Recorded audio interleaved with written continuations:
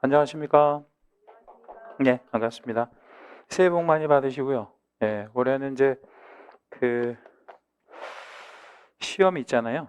그래서 이제 합격하실 수 있도록, 그래서 그 우주에 존재하는 모든 그런 복들을 다 받으십시오. 합격운이랑 뭐 건강운이랑 또 재물운 이런 것들 다.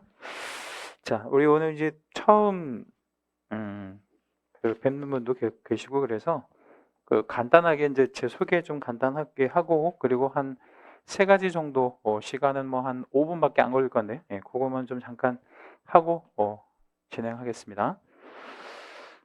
제 이름은 이제 황정선이라고 하고요. 강의한 지는 22년 차 됐습니다. 그래서 이제 뭐 경매 강의랑 또 우리 중개사법 강의 뭐 이런 것들을 이제 그 22년 차 하고 있고요. 작년 10월까지는 이제 해커스라고 하는 그 브랜드 있죠. 그래서 거기서 전임으로 한 10년 정도 있다가 이제 작년 11월 달이죠. 지지난달에 이제 메가랜드로 고액의 스카우트비를 받고 이렇게 이제 그 전속 이렇게 지금은 이제 메가랜드에서만 강의하고 있습니다. 뭐 제 소개 간단하게 해드렸고요. 요거 화면에서 좀 요 밑에 제가 뭐라고 좀 써놨냐면 우리 2023년에 꼭 합격합시다 이렇게 이제 써놨죠. 그 제가 좀 좋아하는 드라마 중에 그 슬기로운 의사생활이라고 하는 드라마가 있는데 그 슬기로운 의사생활에서 그 조정석이라고 하는 배우가 그 외과 의사로 나와요. 그래서 이제 그 수술을 하러 들어갈 때 꼭 하는 말이 있어요. 뭐라고 하냐면 꼭 살립시다 뭐 이렇게 얘기하고 이제 들어가거든요. 그 말이 참 좋더라고요. 의사가 환자를 꼭 살립시다 하고 들어가는 게 얼마나 좋은 말이에요. 저는 입장에서는 여러분 꼭 합격하실 수 있도록 한번 해보겠습니다. 제가 여기서 세 가지만 좀 말씀드린다고 했는데 첫 번째는 지금 이제 부동산 경기 이런 게 좀 많이 안 좋죠, 그죠? 경기가 안 좋은데 이 경기가 계속 안 좋게 이렇게 뭐 급락을 하거나 그러지는 않을 거예요. 그래서 어느 정도 이제 지나면 반등을 하게 될 텐데 이게 이제 부동산 경기가 반등을 하게 되면 또 이게 또 막 폭발적으로 막 이렇게 또 반등을 하게 되고 거래량도 이제 많아지게 되고 뭐 하겠죠.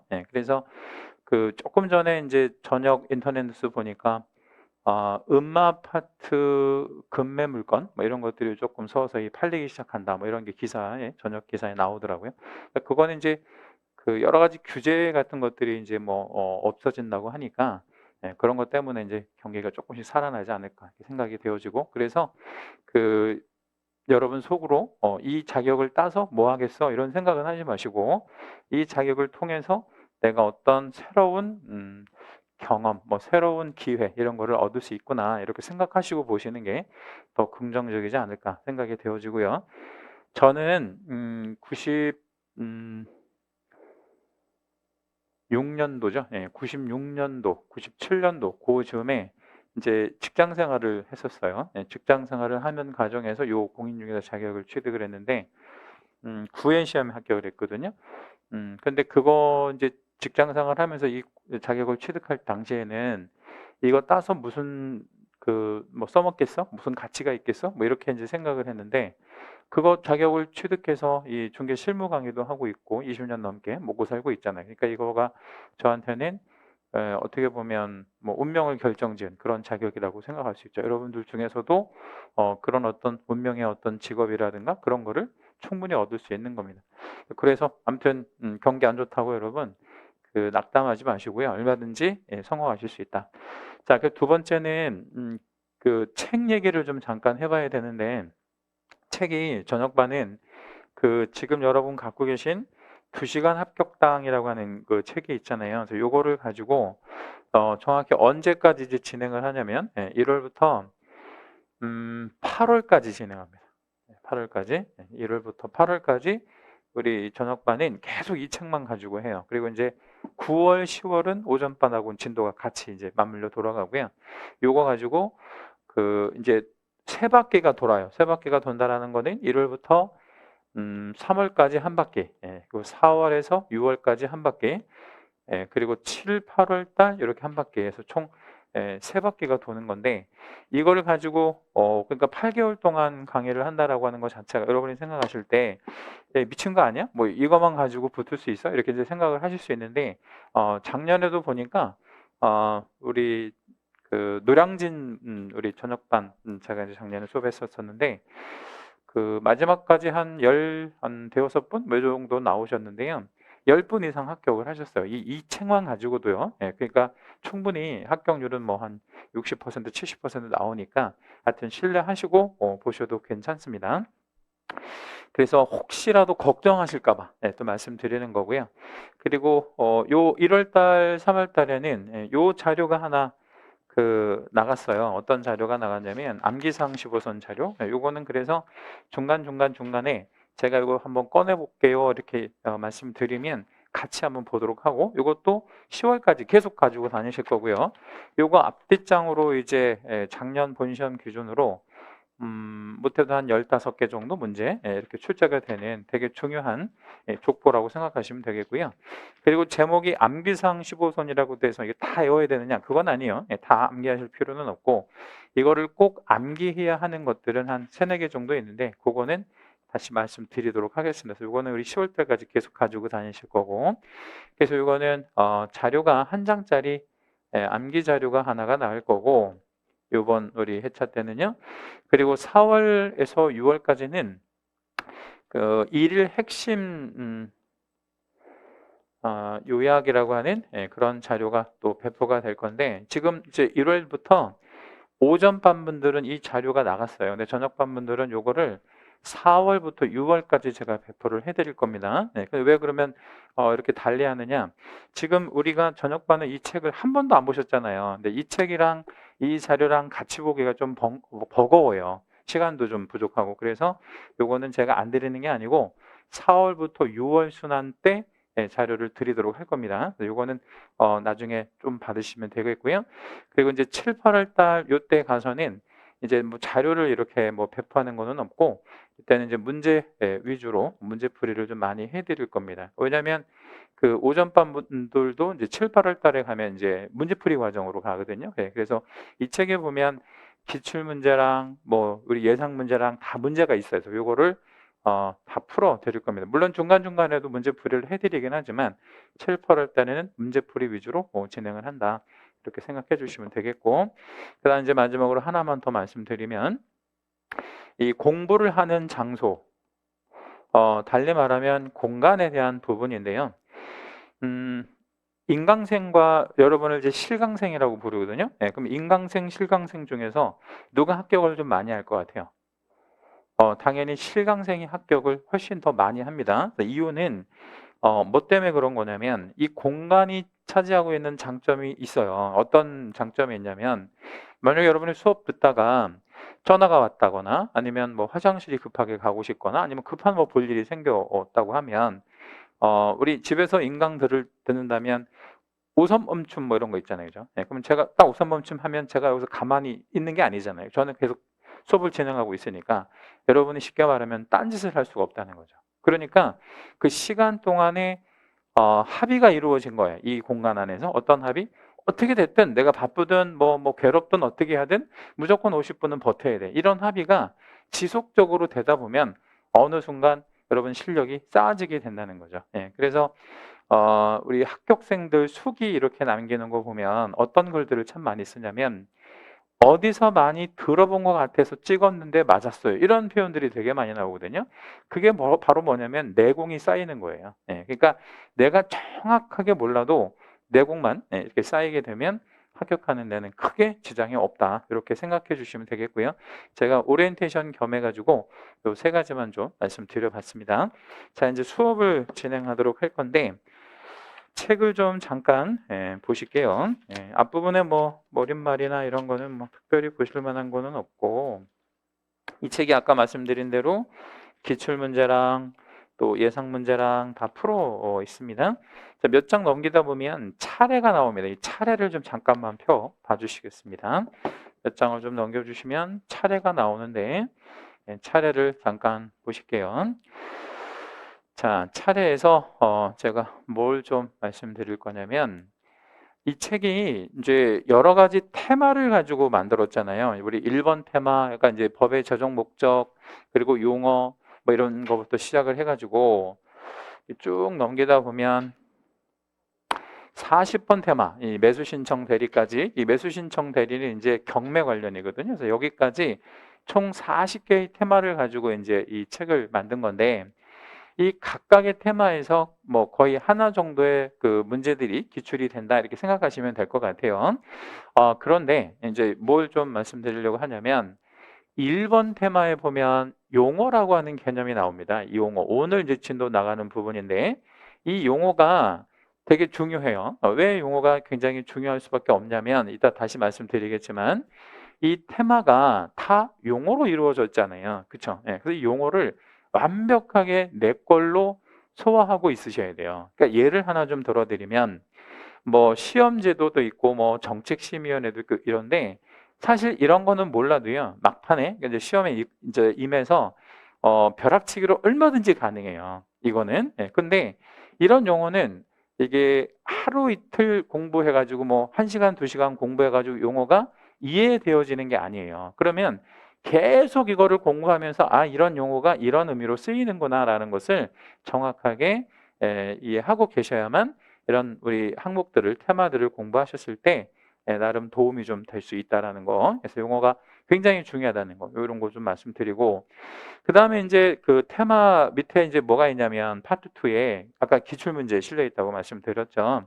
그래서 이 기출 문제가 한 200문제 이상 이렇게 이제 실려 있는데 이 기출 문제는 뭐라고 보시면 되냐면 미리 보는 본 시험 이라고 보시면 돼요. 이게 무슨 얘기냐면요. 여러분 그 출제위원들이 출제하러 들어가서요.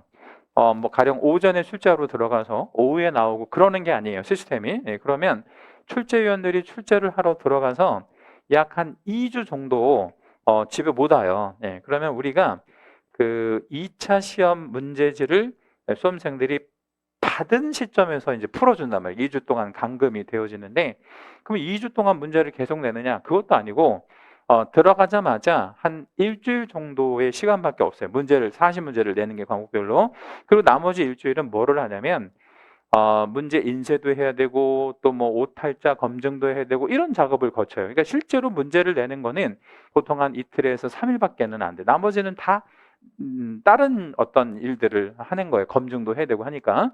그러니까 이 출제위원들이 보통 문제를 출제할 때 이미 뭐 몇 번 나왔던 기출 문항들 있잖아요. 그거를 반복적으로 출제해요. 다시 말씀드리면 문제은행식 출제를 한다 이 말이에요. 예, 그러니까 기출 문제를 많이 보시면 많이 볼수록 뭐가 좋은 거예요? 뭐가 좋아요? 우리가 본시험에 가서 이 지문은 어디서 본 것 같은 이런 느낌이 확 들겠죠. 그래서 그런 장점이 있다는 건 말씀드리고요. 그 다음에 이제 예상 문제도 뭐 한 200개 정도 실려 있는데 요거는 이제 어떤 의미냐면 말 그대로 예상 문제인데 우리 과목은 이제 법 과목이다 보니까 그 출제가 예상되어지는 파트 있을 거 아니에요. 그쵸? 예, 이걸 가지고 문제화 시킨 거라고 보시면 돼요. 그래서 뭐 예를 하나 좀 들어드리면 개정된 부분, 그죠? 예. 또는 뭐 새로 나온 판례들 뭐 이런 걸 가지고 문제화 시킨 게 예상 문제구나 이렇게 생각하시면 되겠고요. 기출 문제의 중요도가 훨씬 높고 요걸 가지고 보완하는 거다 이렇게 생각하시면 돼요. 그래서 파트 1은 이론, 파트 2는 기출 문제, 파트 3는 예상 문제인데 저는 개인적으로는 요 기출 문제가 가장 중요하다고 생각을 해요. 왜냐하면 기출 문제를 크게 벗어나지 않거든요. 그러니까 기출 문제에서 벗어나는 문제는 모든 과목 통틀어서요. 과목당 한 문제 있을까 말까 뭐 이 정도밖에 안 됩니다. 그러니까 기출 문제 위주로 좀 공부해 주시면 됩니다. 편하게 하시려면 자 이제 우리 한번 넘어가 볼게요. 책 14페이지입니다. 공인중개사법의 최종 목적과 용어 이랬는데 최종 목적은 법을 만든 목적이구나 이렇게 생각하시면 될 것 같고요. 이 최종 목적은 크게 중요할 거 없고 아까 말씀드린 대로 용어 파트가 되게 중요하다고 말씀드렸죠. 이 용어는 좀 이따가 다시 한번 말씀드리고 자 핵심에 보면 공인중개사법은 성격이 부동산 중개에 관한 일반법이다, 뭐 아니면 또는 기본법이다, 뭐 이런 말이 있는데 여기다가 이렇게 여러분 형광펜 있으시면 채색을 한번 일단 해주시고요. 자, 여기서 이제 요 일반법, 기본법 관련해서 제가 간단하게 메모를 좀 하나 해드릴게요. 여기 우리 여백이 있으니까. 민법이라는 과목이 있죠, 그죠? 민법. 예, 이 민법이라고 하는 법이 있는데 이 민법의 민자가 백성민자입니다. 예. 그런데 우리가 배우는 법은 공인중개사법이에요. 그러면 이렇게 그냥 쉽게 생각을 해봐요. 아직 우리 안 배우셨으니까. 모든 백성에게 적용하는 법.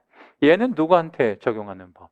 그냥 쉽게 공인중개사한테 적용하는 법 이렇게 되잖아요. 그럼 범위가 이게 범위가 넓어요? 아니면 이게 범위가 넓어요? 민법이 범위가 훨씬 넓죠. 그리고 오른쪽으로 오면서 범위가 좁혀지잖아요.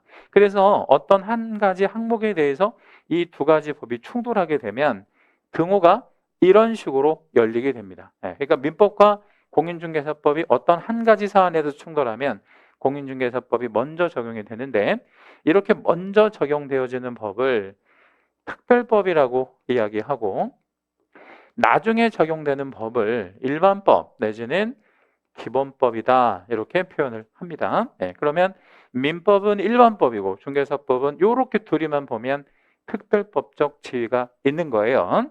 자, 그런데 우리 공인중개사법이 여기서 뭐라고 말씀드렸냐면 기본법이자 일반법이라고 말씀드렸잖아요. 그러면 여기쯤에 오른쪽에 무슨 법이 하나 존재하고 이 법과 우리 중개사법 사이에는 이런 관계가 존재한다는 얘기죠.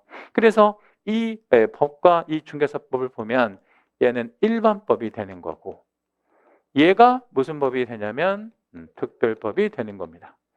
그럼 여기는 무슨 법인데 이 법은 농업협동조합법이라고 하는 법이 존재해요. 농업협동조합법. 그래서 나중에 이제 그 개공의 종별에서 설명을 다시 드리겠지만 우리 특수법인이라고 하는 그 법인 중에 지역농업협동조합이라고 하는 단위농협이 하나 있는데 단위농협이 중개업을 할 수가 있어요. 근데 무슨 법에 의해서 중개업을 하는 거냐면 우리 농업협동조합법에 의해서 중개업을 할 수 있거든요. 그래서 요 법과 요 법을 보면 이게 일반법이고 요 법은 특별법입니다. 자, 그러면 여기에 보면 우리 중개사법은 무슨 법의 성격을 갖고 있다라고도 써 있냐면 특별법의 성격도 갖고 있다고 써 있잖아요. 그렇죠? 근데 일반법과 특별법은 반대말이에요. 반대말. 서로 충돌하는 말이다 말이에요. 그러니까 이게 상대적인 개념입니다. 민법에 비하면 특별하지만 농업협동조합법에 비하면 일반법이다. 이런 얘기가 되는 거죠. 이해되셨죠? 그래서 이렇게 구분하시면 되겠고요. 그러면 요 농업협동조합법 우측에도 또 다른 법이 존재할 수 있겠죠. 그건 상대적인 개념이니까. 그러면 자, 민법이라고 하는 거는 모든 백성에게 적용이 된다 그랬어요. 그러면 민법 왼쪽에 더 넓은 개념이 존재하느냐? 그건 없어요. 왜냐하면 모든 백성이니까. 그래서 민법은 가장 일반법입니다. 가장 모든 법의 일반법. 그래서 얘를 뭐라고 표현을 하냐면 어머니 모자를 써서요. 모법이라고 그래요. 어머니 모자를 써서. 그래서 민법은 모든 법의 어머니다. 어머니의 법이다. 이렇게만 이해하고 계시고요. 자, 그 다음 두 번째 줄에 보면 또한 국내에서만 적용되는 국내법이다. 당연히 국내법이죠. 우리 공인중개사 자격을 따시면 옆나라 일본, 뭐 옆나라 중국 이런 그 물건 중개 못해요. 우리나라에서만 할 수 있어요. 국내법이기 때문에. 그 다음에 공법적 성격과 사법적 성격을 모두 가지고 있는 중간법, 뭐 같은 말로 사회법이다라고 부르기도 하는데 여기다도 우리 채색 하나만 잡아주시고요. 요거는 이제 어떤 의미냐면 여기다가 제가 그림 하나만 좀 그려봐 드릴게요. 법을 우리가 구분을 할 때 이렇게 구분하는 방식도 하나가 있어요. 어떻게 구분을 하냐면 공법과 사법 이렇게 구분을 해요. 이제 민법은 대표적인 사법이고요. 부동산 공법 있죠? 그게 공법입니다. 대체적으로. 그런데 여기 중간에 이렇게 교차하는 법도 있거든요. 이렇게 교차하는 법을 우리 뭐라 그래요? 중간법, 중간에 있다 그래서 얘를 중간법이라고 이야기합니다. 그러면 모든 법은 세 가지로 구분할 수 있어요. 뭐요? 공법, 중간법, 사법. 이렇게 이제 세 가지로 구분하는데 이 세 가지를 모두 우리가 배웁니다. 왜 배우냐면 공법은 부동산 공법 배우고요. 사법은 민법 같은 거 우리 배우고요. 중간법이 우리 중개사법이 중간법에 들어가니까 이런 법책의 모든 부분을 다 배운다. 이렇게 정리해 주시면 되겠고, 여기 중간법에다가는 별도 좀 하나만 하시겠습니다. 나머지는 크게 의미가 없는데 중간법이라는 표현은 좀 생소하시기 때문에 이건 알고 계시고, 자, 그 다음에 이제 밑에 2번에 보면 우리 중개사 법령이라는 말이 나왔어요. 법령은 중개사법이 있고, 일단 법이 있고, 그 다음 시행령, 같은 말로 대통령령이다라고 얘기를 하는데, 여기다 우리 채색 하나만 잡아주시겠습니다. 지금 여기 채색하신 거는요, 시험에 나오고 안 나오고를 떠나서 그냥 상식적인 거니까 무조건 알고 계셔야 돼. 제가 수업하는 과정에 저뿐만 아니라 학개론 선생님을 제외하고 이런 말 많이 써요. 시행령, 대통령령 이 말 쓴단 말이에요. 같은 말이에요. 그러니까 시행령은 누구의 명령이다. 대통령의 명령이구나. 이렇게 생각을 하시면 됩니다. 그 다음 시행규칙이 있는데 시행규칙은 장관의 명령이에요. 그래서 시행규칙은 국토교통부령이다. 이렇게 생각하시면 되는데, 여기서 한 가지 조금 조심하셔야 될 거는 우리나라의 시행규칙이 중개사법 시행규칙만 있는 건 아닐 거 아니에요. 그럼 예컨대 주택 임대차 보호법 시행규칙 이런 것도 있거든요. 근데 주택 임대차 보호법 시행규칙은 법무부령이에요. 그러니까 우리나라에 이제 부처가, 정부 부처가 많잖아요. 국방부도 있고 외교부도 있고 교육부도 있고. 그래서 각 부처의 장관의 명령을 뭐라고 부른다? 시행규칙. 근데 이제 요거는 우리나라의 대통령이 한 분 계신가요? 아니면 여러 명 계신가요?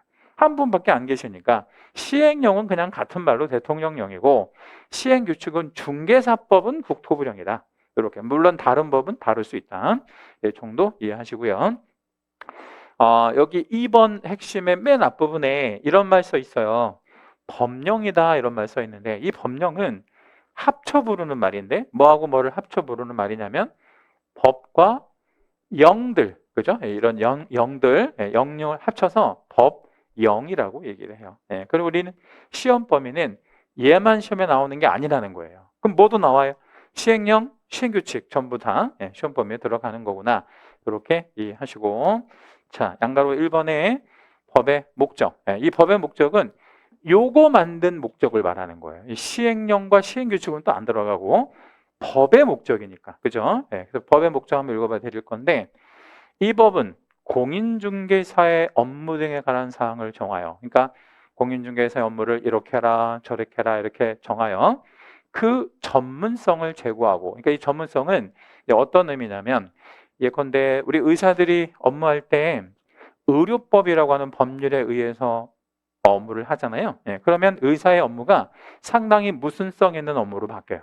전문성? 우리도 마찬가지예요. 우리도 손님을 만나서 상담하고 계약서 쓰고 하는 일련의 업무가 법으로 다 정해져 있어요. 어떻게 해라. 그래서 전문성이 제고되고, 부동산 중개업, 우리가 이제 그 종사하는 그 산업이 중개업이죠. 그런 거를 건전하게 육성하여 그 모든 것들은 다 국민 경제에 이바지하고자 합니다. 뭐 이랬는데, 여기서 다른 건 아실 거 없고 요 말은 하나 기억해 주시면 돼요. 공인중개사에다가 채색 한번 하시겠습니다. 자, 누구의 업무를 정한다고요? 공인중개사입니다. 자, 그런데 조금 있다가 요 부분에 대한 설명을 다시 드리겠지만, 공인중개사는 사실 자격만 있는 친구예요. 자격. 그러니까 이 친구가 업무를 하거나 그러지는 않아요. 왜냐면 이 사람은 자격만 있는 사람이기 때문에. 그럼 업무는 누가 하느냐? 개업공인중개사가 업무를 하게 되고요. 밑에서 볼 겁니다. 그리고 소속공인중개사라고 하는 친구도 있어요. 그러니까 이들이 업무를 해요. 이 두 사람이 업무를 하는데, 이 두 사람을 합쳐가지고 부르는 말이 없어요. 법률 용어로. 그러니까 개업공인중개사, 소속공인중개사를 합쳐가지고 부르는 말이 없다 보니까 이 둘의 공통어를 따낸 거예요. 그럼 뭐예요? 공인중개. 그러니까 여기서 말하는 공인중개사는 이 둘을 포함하는, 이 둘을 의미하는 거구나. 이렇게 생각하셔야 돼요. 왜냐하면 이 둘이 업무를 하거든요. 뭐 그렇게 이해하시면 됩니다. 자, 이제 용어의 정의로 한번 내려가 보는데, 용어의 정의에다가 우리 별을 3개만 좀 잡아 주시겠습니다. 용어의 정의. 아까 제가 말씀드린 대로 대단히 중요하다. 대단히 중요한 그런 파트고, 여기서 나오는 문제는 하나밖에 안 되지만 나머지 39문제에 직접적으로 영향을 미칠 거 아니에요. 그 용어를 완벽하게 내 거로 이해하고 계셔라 라는 겁니다. 용어가 많이 있지도 않습니다. 전부 딱 보면 6개, 6호까지밖에 없기 때문에 이거 한번 쭉 한번 읽어 봐드리도록 할게요. 1. 중개. 중개라 함은 법 제3조 규정에 따른 중개 대상물에 대하여 거래 당사자 간의 매매, 교환, 임대차 그 밖의 권리의 득실 변경에 관한, 여기다 우리 채색 한 번만 해주시면 돼요. 행위를 알선하는 것을 중개라고 합니다. 그러니까 중개를 간단히 정의하면 행위를 알선하는 거구나 라고 표현할 수 있어요. 행위 알선. 질문 하나 드리겠습니다. 행위가 어떤 행위인지 한번 이 문장 안에서 찾아볼게요. 머릿속에 있는 거 끄집어내지 말고 문장 안에서 중개의 목적이 되는 행위는 어떤 행위일까요? 권리의 득실 변경도 맞는데 그 앞에 거. 매매, 교환, 임대차. 그 밖의 권리의 득실 변경을 시키는 행위를 말하고, 그 행위를 누가 하는 건지 한번 찾아볼게요. 역시 문장에서. 이 행위의 주체. 거래 당사자가 하는 거죠. 이들은 무슨 물건을 가지고 행위하나요? 중개 대상물을 가지고 이런 행위들을 하게 됩니다. 이 중개 대상물은 다음 시간에 보기로 하고요. 가장 중요한 질문. 그러면 중개하는 자는 뭘 하는 거예요? 알선만 하는 겁니다. 그 중개의 목적은 행위가 되고요. 중개 행위의 성격은 알선을 하는 거예요. 우리는 그저 알선할 뿐입니다. 알선할 뿐이다. 그러니까 이렇게 생각하시면 돼. 중개 대상물을 매매할 수 있도록 알선하는 거. 이게 중개가 된다. 자, 2호 중개업은 3가지 요소가 필요한데요. 첫째, 다른 사람의 의뢰가 꼭 있어야 됩니다. 그리고 일정한 뭘 받아야 되냐면요, 보수를 꼭 받아야 됩니다. 그리고 중개를 뭘로 행할 거냐면 업으로 행할 건데, 여기서 우리 한 가지 표시를 좀 해드리면, 의뢰, 보수, 요 3가지 중에 하나라도 빠지면 이건 업이 될 수 없는 겁니다. 자, 그러면 1호와 2호의 차이점 한 번만 답변해 주실게요. 1호와 2호의 차이점. 보수도 있고 또 업이 있고 또 하나 더 의뢰. 그러니까 중개는 의뢰 필요 없고 보수 필요 없고 업이 아니어도 중개에는 들어간다는 거죠. 근데 이 3가지를 모두 갖추면 뭐가 되는 거예요? 중개업이 되는 거죠. 그래서 요거는 말 그대로 용어고요. 그 다음에 3번에서부터 6번까지는 사람들이에요. 등장인물들. 그래서 용어 2개하고 사람 4명을 우리가 이제 용어로 이해하시면 되는데, 이 3호 한번 볼게요. 개업공인중개사가 있는데, 이 개업공인중개사라 함은 이 법에 의하여 중개사무소 무엇 한 자라고 정의해놨나요? 등록한 자. 이 등록한 자를 개업공인중개사라고 합니다. 자, 우리 일단은 여기 자자에다가 동그라미를 하나 일단 잡을게요. 좀 이따 설명 다시 드립니다. 자, 4호에 보면 공인중개사라 함은 이랬단 말이에요. 그죠? 공인중개사라 함은 이 법에 의한 무엇을 취득한 자, 자격을 취득한 자라고 정의합니다. 여기 자격을 취득한 자에다가 채색 한번 잡으시고요. 여기도 동그라미 하나만 잡아 볼게요. 자, 그러면 3호의 개업공인중개사랑 4호의 공인중개사가 똑같이 등록한 자, 취득한 자라고 하는 자자를, 이게 한자로 놈자자잖아요. 그러면 이 자는 사람만 얘기할까요? 아니면 사람 이외의 존재도 있을까요? 그러니까 우리 느낌은 사람만 있을 거 아니에요. 여기는 사람만 됩니다. 요거는. 왜냐하면 온리 사람만 있는 거예요.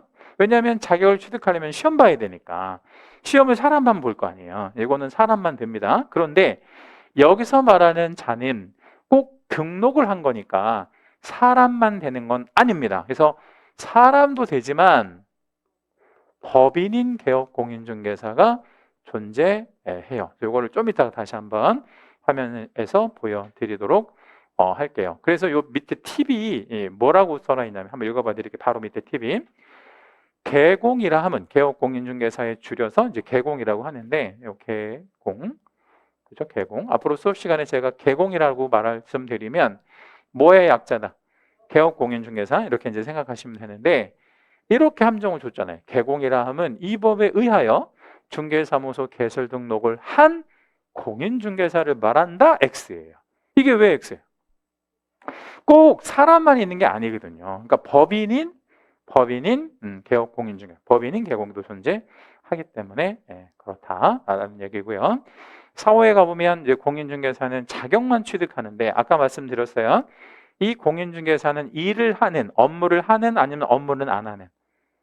업무 안 하는 사람, 그냥 자격만 취득하는 사람. 근데 여기 팁에 뭐라고 줬냐면 공인중개사람은 이 법에 의하여 자격을 취득하여 중개업에 종사하는 자, 이 종사하는 게 틀린 거예요. 종사하지 않거든요. 왜냐하면 이 사람은 자격만 취득한 친구입니다. 자, 5호에 소속 공인중개사가 있는데 이 소속 공인중개사는 줄여서 소공이라고 줄입니다. 쉽게 말하면 공인중개사가 뭐 했다 이렇게 생각하시면 돼요. 소속 취업했다. 그래서 이거 한번 읽어보면 개업공인중개사에 소속된 공인중개사인데 가로에 보니까 개업공인중개사인 법인의 사원 또는 임원으로서 공인중개사인 자를 뭐한다?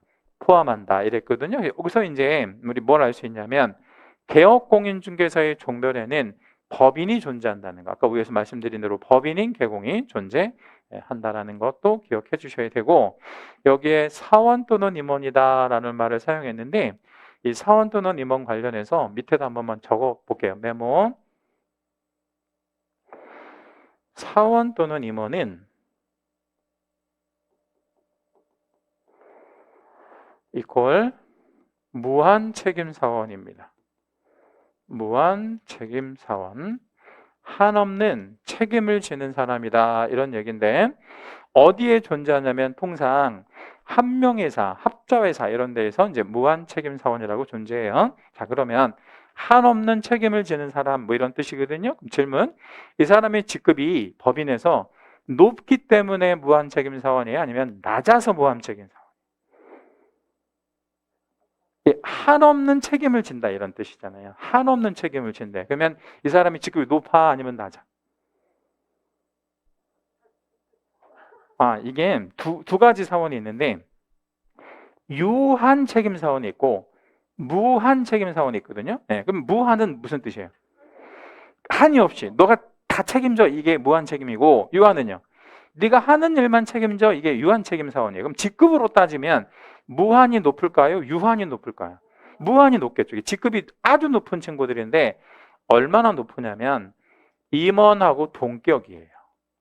그러니까 임원은 또 뭐냐? 얘는 뭐 예를 들자면 이사, 감사, 우리 주식회사 같은 데로 말하면 이런 사람들을 말합니다. 직장 생활을 해보셨으면 아실 거예요. 이사, 감사가 우리 회사에서 제일 높잖아요. 이 사람들을 동격으로 생각하셔야 될 게 사원입니다. 그러니까 조심해야 될 거는 뭐냐면 여기서 말하는 사원이 신입사원, 수습사원 이런 뜻이 아니에요. 그러면 무엇과 동격이다. 임원과 동격인 사람들을 사원 또는 임원, 그러니까 직급이 높은 사람들인데 이 직급이 높은 사람도 자격이 있으면 이 사람도 뭘로 본다? 소속 공인중개사로 본다. 자, 그러면 하는 일은 두 가지가 있습니다. 우리 소공은 하는 일이 뭐가 있냐면 첫째는 중개 업무를 수행하는 것, 그리고 또 하나는 개공의 중개 업무를 보조하는 자를 우리 소공이라고 하는데 자, 우리 질문을 하나 드릴게요. 소공이 계약서 쓸 수 있나요? 네, 소공이 계약서 쓸 수 있어요. 왜냐하면 중개 업무를 수행하는 거니까. 자, 그런데 중개 업무를 보조한다는 말이 무슨 얘기냐면요. 어제 여러분 9시 뉴스에 아주 경악을 금치 못할 기사가 하나 나왔는데 이게 어제 오늘 문제는 아니고요. 어떤 기사가 나왔냐면 산부인과에서 600건 넘는 수술을 간호사도 아니고 정식 간호사도 아니고 간호조무사가 뭐 그 수술을 처음부터 끝까지 다 한 거는 아니고 의사가 뭐 절제하고 뭐 기본적인 수술은 다 하고 마무리 짓는 거는 간호조무사가 600 몇 건을 했대요. 근데 한 건도 의료사고가 안 났더라고요. 얼마나 뛰어난 명이에요, 그 간호조무사. 그죠? 근데 구속시켰어요. 누구랑 누구를 다 구속했냐면 의사랑 그 간호조무사를 다 구속시켰습니다. 왜요? 우리 수술만 잘하면 아무나 해도 되는 거 아니에요? 그냥 개나 소나 다 데려다가 수술하면 되잖아. 근데 그게 의료법 위반한 거라서 그래요. 왜 제가 이 말씀을 드리냐면 계약서를 쓰다가 개공이 갑자기 급한 일이 생길 수도 있잖아요. 그러면 나머지는 네가 써 이렇게 할 수 있는 사람은 소공입니다. 그죠? 그러면 이거는 뭐냐? 처음부터 끝까지 계약서를 소공이 쓰는 거고 이거는 중간에 도와주는 업무를 얘기하는 거예요. 그러니까 절반 쓰고 절반은 소공이 쓰고 요거를 보조한다 얘기하고 여기는 수행한다라고 이야기합니다. 자, 여기서 제가 오해하실 것 같아서 질문을 하나 드릴게요. 이 말은 소공이 뭐를 쓸 수 있다라는 의미라고 말씀드렸죠? 계약서를 쓸 수 있다. 뭐 이런 의미로 이해하시면 되잖아요. 그러면 질문. 소공이 계약서를 쓰면 보수를 받아야 될 거 아니에요. 보수는 누가 받아요?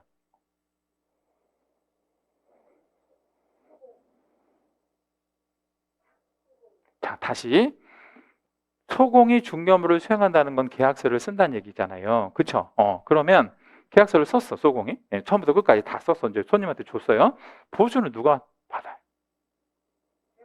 그렇죠. 개공이 받아야지. 왜 개공이 받아야 돼요? 고용한 사람이라서 그런 것도 있는데 개공이 업자잖아요. 중개업을 하는 사람이고. 그러면 개공이 보수를 받아서 그 모아가지고 얘는 뭐를 받는 입장이야? 그렇죠. 월급 받는 거죠. 인센티브를 받거나. 네, 그러니까 중개 보수는 얘가 받는 게 아니고 개공이 받고 개공한테 월급 받는, 뭐 우리 페이 받는 그런 입장이구나. 이렇게 생각해 주셔야 됩니다. 그래서 무슨 얘기냐면 소공이 중개업을 한다 이게 아니고 업무를 한다라는 뜻이에요. 정확히 좀 구분해서 기억하셔야 돼. 얘는 업을 하는 게 아니고 업무를 하는 거예요. 여기 밑에 팁에 보니까 소공인은 공인중개사로서 법인의 임원 또는 사원은 포함되지 않는다 이러면 틀리는 거죠. 포함된다라고 해야죠. 왜냐하면 직급이 높은 사람도 소공으로 봐야 되니까. 자, 여기는 이제 다음 화면으로 좀 넘어가 볼게요. 6번째 중개보조원이라 함은 중개보조원이라 함은 요 말 중요합니다. 뭐가 아닌 자, 공인중개사가 아닌 자야 합니다. 공인중개사이면 우리 중개보조원이 될 수가 없습니다. 그래서 아닌 자가 개공에 소속되어 취업을 하는 건 똑같아요. 소공이나 중개보조원이나. 그래서 중개대 상물에 대한 현장 안내, 일반 서무 등 개공의 중개업무와 관련한 단순한 업무, 그죠? 예, 단순한 업무를 보조하는, 여기 단순한 업무 보조에다가 채색을 한번 하시겠습니다. 자, 그렇게 하고 질문을 하나 드릴게요. 중개보조원은 하는 일이 뭔가요? 단순한 업무 보조. 자, 그러면 문장 안에서 찾아보겠습니다. 단순한 업무가 뭡니까? 예, 여기 나와 있는 대로 현장 안내, 집 보여주는 거, 땅 보여주는 거, 그리고 또 뭐 있어요?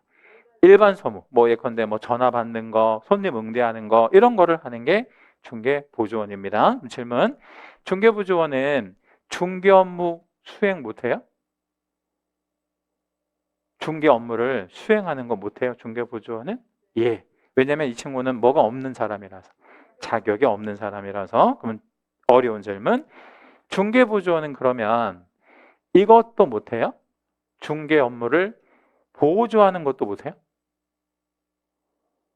그러니까 개공이 중개보조원한테 야, 내가 계약서 반 썼으니까 나머지 네가 써. 이렇게 하면 안 된다는 거예요. 그러니까 의사가 간호원이나 간호조무사한테 너 나머지 수술 네가 마무리해 하면 안 된다. 그게 불법이라는 거야. 해서 여기 중개 업무를 보조하게 해도 안 돼요. 이게. 그러면 다시 말씀드리면 중개 보조원은 뭐만 해야 돼요? 단순한 업무만 보조해야 된다. 이렇게 정리해 주시면 됩니다. 자, 우리 그러면 이제 여기까지에 대해서 그림을 좀 한번 좀 보고 그리고 다시 교재로 한번 다시 와볼게요. 자, 용어의 정의. 제가 여기 화면에 보여드리는 거는 우리 제가 어디로 올라가는지는 잘 모르겠는데 우리 여기 강의 이렇게 업로드 될 때 아마 그 화면에 올라가는 것 같은데 이 화면은 이렇게 업로드 해드릴 거예요 다. 그러니까 뭐 필요하시면 이거 다운 받아가지고 쓰셔도 괜찮고 아니면 중간중간에 뭐 촬영해 주셔도 괜찮고 편하신 대로 그리고 홈페이지에는 올라갈 겁니다. 자, 일단 오늘 우리 진도 나가는 부분에서 가장 중요한 핵심은 중개와 중개업을 구분하는 거예요. 이것만 여러분 완벽하게 숙지하시면 오늘 여러분 미션은 100% 완성하시는 겁니다. 자, 중개는 뭐를 뭐 하는 것이다라고 정의하죠? 행위를 알선. 자, 그러면 여기서 행위가 아까 뭐라 그랬어요? 매매, 교환, 임대차. 그 다음에 그 밖의 권리의 득실 변경에 관한 행위 이렇게 말씀드렸는데 이런 득실 변경을 시키는 행위를 법률 행위라고 얘기를 해요. 달리 말하면 계약이라고 보시면 돼요. 계약, 그러니까 매매 계약, 임대차 계약, 뭐 교환 계약 이런 계약들을 할 수 있도록 모아주는 행위가 중개입니까? 알선. 여기서 알선은 또 뭐냐? 이 알선은 달리 말하면 사실행위라고 표현을 합니다. 그래서 중개는 법률행위 성립에 조력하는 사실행위다 이렇게 표현할 수 있는데 자 지금 말씀드린 게 어디 있냐면 우리 책 15페이지 한번 잠깐 넘어가 볼까요? 책 15페이지 거기 중간 위에 판례 하나 나오죠, 그죠? 거기 1번 판례 한번 읽어봐 드리겠습니다. 중개행위는 당사자 사이에 매매 등 그 다음부터 채색을 끝까지 잡아주세요. 무슨 행위가 용이하게 성립할 수 있도록 법률 행위가 용이하게 성립할 수 있도록 조력하고 조력한다는 게 뭔 말이냐면 도와주고 뭐 이런 얘기예요. 주선하는 뭐 달인아주는 무슨 행위다? 사실행위다 할 것이다 이랬단 말이에요. 결론적으로 말하면 중개는 이 법률 행위가 잘 성립할 수 있도록 도와주는 무슨 행위? 사실행위 이렇게 표현. 이건 제 말씀이 아니고 대법원의 판례다 이 말이에요. 그래서 거기다 별도 하나만 잡겠습니다. 그 판례에다가 별 하나만 잡을게요. 자, 그 다음에 중개는 행위만 알선하면 되잖아요. 그러면 관청에다가 나 이거 중개 좀 해볼게요 라고 등록을 할 필요가 없어요. 왜 할 필요가 없냐면 얘는 뭐가 아니기 때문에 그런 거냐면요. 업이 아니라서 그런 거예요. 이건 업이 아니기 때문에 계속 할 게 아니기 때문에 어쩌다 할 거기 때문에 등록을 하지 않아요. 등록을. 그리고 이건 누구나 할 수 있어요. 중개는 자 그럼 질문 여러분이나 저도 중개할 수 있나요? 예. 아무도 안 말려요. 중개하는 건 해도 돼. 누구나 해도 되는 거예요. 그러면 중개업은 이제 다른 사람의 뭐가 꼭 있어야 된다라고 아까 말씀드렸죠? 의뢰 있어야 되고요. 일정한 뭐 받아야 됩니까? 보수. 그리고 이런 행위를 이 중개라는 행위를 뭘로 해야 돼? 업으로 할 때 이걸 중개업이라고 하는데 이거는 등록을 꼭 하고 해야 돼요. 왜 등록을 하고 해야 되냐면 이건 무등록으로 하잖아요.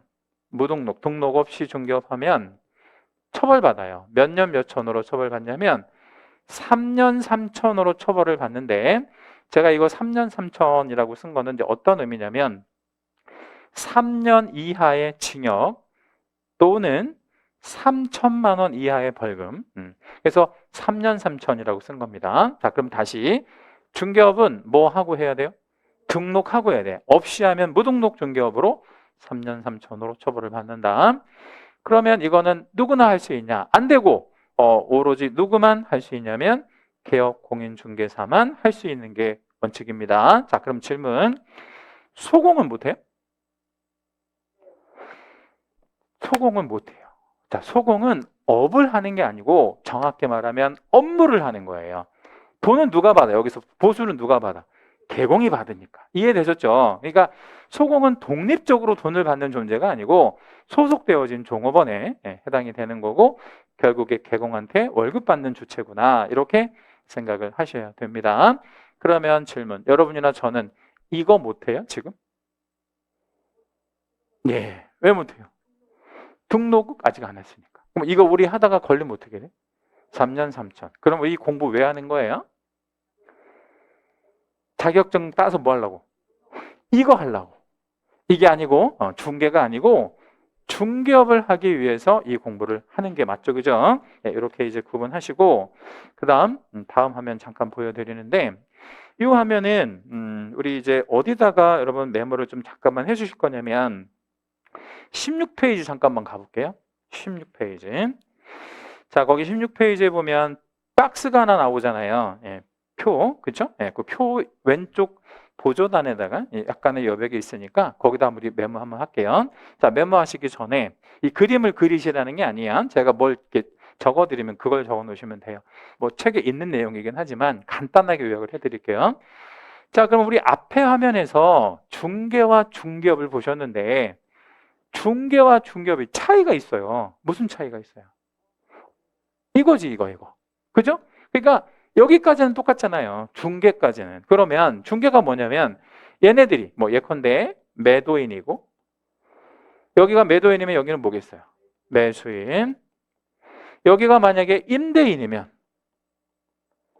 여기는요. 임차인일 거 아니에요. 그래서 얘네가 거래를 한다 해서 이 거래가 뭐냐면 바로 행위가 됩니다. 법률 행위가 되고 이 법률 행위를 얘네가 할 수 있도록 도와주는 거, 알선하는 게 중개였잖아요. 근데 양자의 차이는 중개와 중개의 차이는 바로 이 업에 존재한단 말이에요. 업, 그죠? 그럼 이 업이 되기 위해서는 몇 가지가 존재한다. 업이 되기 위해서 몇 가지? 세 가지. 그 세 가지가 뭐였었어요? 을에 있어야 되고요. 또 보수를 받아야 되고요. 또 하나 업이어야 한다. 그죠? 요 세 가지를 좀 풀어드리려고 하는데 자, 여기서 이 그림하고 같이 보셔야 이해가 쉬워요. 의뢰를 이 중개하는 친구가 매도인한테만 받았대요. 매도인한테만 받았대요. 적어볼까요? 여기다 의뢰를 받았대. 그럼 뭐만 있는 거예요? 이 중개하는 사람은 물건만 있는 거죠. 근데 뭐는 안 받았어?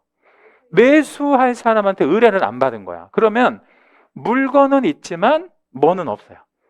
손님은 없는 거예요. 그쵸? 네. 그러면 중개를 못 해요? 아니면 할 수는 있어요? 잘 생각해 보세요. 물건만 있는데 손님은 없어. 그럼 중개 못 해요? 아니면 할 수 있어?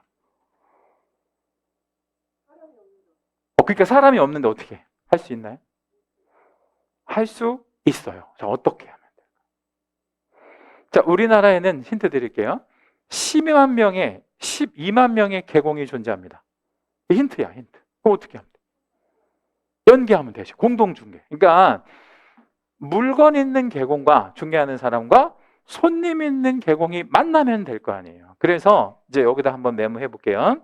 의뢰는 한쪽에 의뢰가 있어도 되고요. 이걸 일방 의뢰라고 해요. 양쪽에 의뢰가 있어도 괜찮아. 이거를 쌍방중개라고 하는데 여기에 의뢰가 있어도 괜찮고 여기에 의뢰도 있어도 괜찮고 양쪽 다 있어도 괜찮아요. 이거를 일방중개, 쌍방중개 얘기하는데 일방중개 쪽에다 우리 별 하나만 잡을게요. 요거 출제 잘 되고 자, 그 다음 중개업이 되기 위해서는 보수가 꼭 있어야 된다고 얘기했죠. 그죠? 보수. 이 보수는 현실적으로 받아야 할까요? 아니면 받기로 약속만 하면 될까요? 현실적으로 받아야 돼. 그래서 이렇게 한번 메모할게요. 약속만 했다. 에? 아니면 달라고 요구했다. 이거 가지고는 수수한 거다, 수수한 게 아니다. 이건 수수한 게 아닌 거가 됩니다. 판례, 이것도 알고 계시고 얘도 시험에 잘 나옵니다. 업은 뭐냐? 업은 자, 질문 한 번 하는 게 업이에요? 아니면 계속해야 업이에요? 계속해야. 여기서 그래서 계속적이고 반복적이어야 하면 이게 업이 됩니다. 그런데 시험에는 뭘 잘 물어보냐면 이 계속적과 반복적의 반대말을 잘 물어봐요. 반대말. 어떤 말이 이제 반대말이 되냐면 우연하게, 우연성이나 일회, 단 한 번 일회성이나 이런 단어들이 나오면 이거는 뭐는 아니다. 업은 아니다. 이렇게 생각하시면 됩니다. 그럼 제가 질문을 좀 드릴 텐데 중개다, 중개업이다를 한번 답변해 주세요. 육식 먹은 사람인데 평생 처음 했습니다. 답변하셔야지. 중개업. 중개. 왜 중개? 처음 했으니까. 한 번 했으니까. 자, 이번에는 계속적으로 중개업을 하고 있는 사람인데 어떤 건에 대해서 돈을 안 받았어요. 무상으로 했습니다. 중개다, 중개업이다. 그건 중개야. 무상으로 했으니까. 뭐를 안 받았기 때문에. 보수 없이. 자, 이번에는 의뢰 안 받은 상태에서 중개했다. 의뢰를 안 받은 상태에서. 중개입니다. 그러니까 의뢰를 안 받은 상태에서 어떻게 중개를 하느냐 이제 궁금하실 수 있는데 예컨대 이런 거예요. 개공이 언제 신문을 보다 보니까 종이신문 보다 보니까 누군가가 팔아달라고 물건 광고를 하나 냈어. 어떤 조그만 빌딩을. 그거 연락해가지고 손님 붙여가지고 팔아줬거든요. 돈 달라고 하니까 안 준다는 거야. 왜 안 줘? 신문에 광고를 냈지 팔아달라고 의뢰한 적이 없으니까. 최근에 나온 판례. 그러니까 의뢰하지 않은 건에 대해서는 보수를 받을 수가 없다. 정리하면 업이 되기 위해서는 뭐가 있어야 돼요. 의뢰와 보수와 업. 요거 세 가지를 좀 거기 페이지에다가 간단하게 메모해 놓으시면 됩니다. 자, 우리 여기까지 하고 잠깐 쉬었다가 다음 시간에 이어서 하겠습니다.